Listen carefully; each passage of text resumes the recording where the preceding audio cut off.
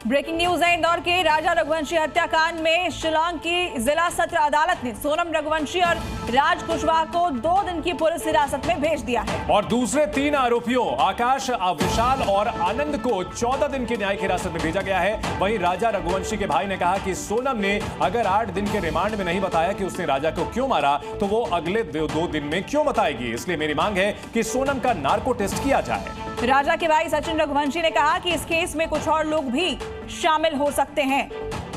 तो देखिए, सबको हैरान करने वाले राजा रघुवंशी मर्डर केस में 2 दिन की और न्यायिक हिरासत सोनम की दी गई है और यह हिरासत बढ़ाई गई है। लेकिन राजा रघुवंशी के परिवार का यह कहना है कि अगर उसने 8 दिन की न्यायिक हिरासत में नहीं बताया है कि आखिरकार उसने क्यों राजा की हत्या की है तो आखिर 2 दिन की हिरासत में क्या बताएगी। और नार्को टेस्ट कराने की मांग लगातार कर रहा है राजा रघुवंशी का परिवार। शादी के महज 12 दिन बाद सोनम ने अपने साथियों की मदद से राजा रघुवंशी को मौत के हवाले कर दिया।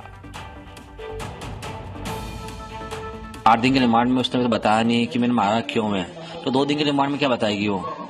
इसलिए मैं जब से मांग कर रहा हूँ नार्को टेस्ट की जांच की जाए।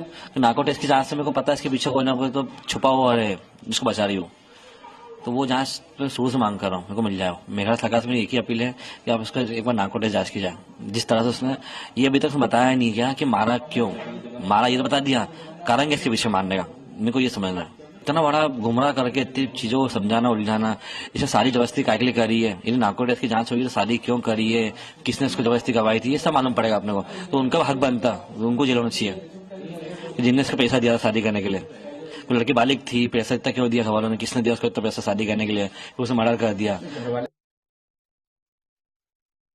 2 दिन में और भी कुछ बताएंगी वो जो भी है ना, मतलब जो पीछे का, तो 2 दिन में कुछ न कुछ तो बताएगी क्योंकि वो गुमराह बहुत ज्यादा कर रहे हैं।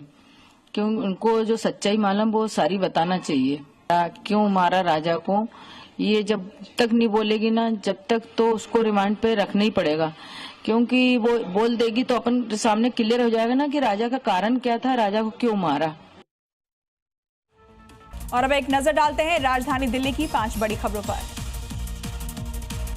दिल्ली की मुख्यमंत्री रेखा गुप्ता ने ब्रिटेन के पूर्व प्रधानमंत्री टोनी ब्लेयर से मुलाकात की। दिल्ली सचिवालय में हुई बैठक में वैश्विक स्तर पर उभरती लोकतांत्रिक चुनौतियों और सुशासन, शहरी विकास और शिक्षा जैसे क्षेत्रों पर फोकस रहा। मुख्यमंत्री ने टोनी ब्लेयर को राजधानी में किए जा रहे इनोवेटिव डिजिटल प्रशासन, पर्यावरणीय सुधारों के बारे में जानकारी भी दी। दिल्ली के मंत्री आशीष सूद ने कांवड़ यात्रा से दिल्ली सचिवालय में अधिकारियों के साथ बैठक की अध्यक्षता की है, जिसमें कांवड़ यात्रा की तैयारियों पर चर्चा की गई। इस बैठक में दिल्ली पुलिस, एमसीडी, जल विभाग समेत कई विभाग के अधिकारी मौजूद रहे। इससे पहले 17 जून को दिल्ली की मुख्यमंत्री रेखा गुप्ता ने एक उच्च स्तरीय समीक्षा बैठक बुलाई थी, जिसमें यात्रा के दौरान भक्तों के लिए योजना, व्यवस्था और सुविधाओं पर फोकस रहा।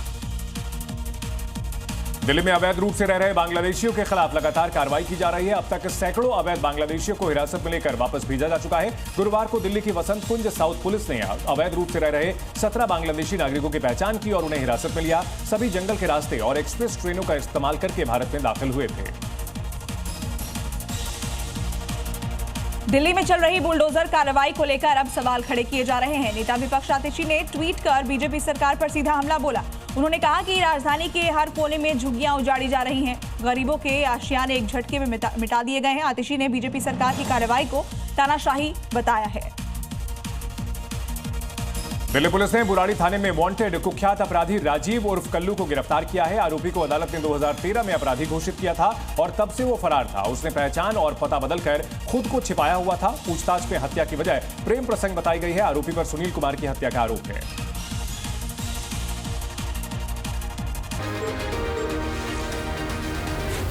Zee News.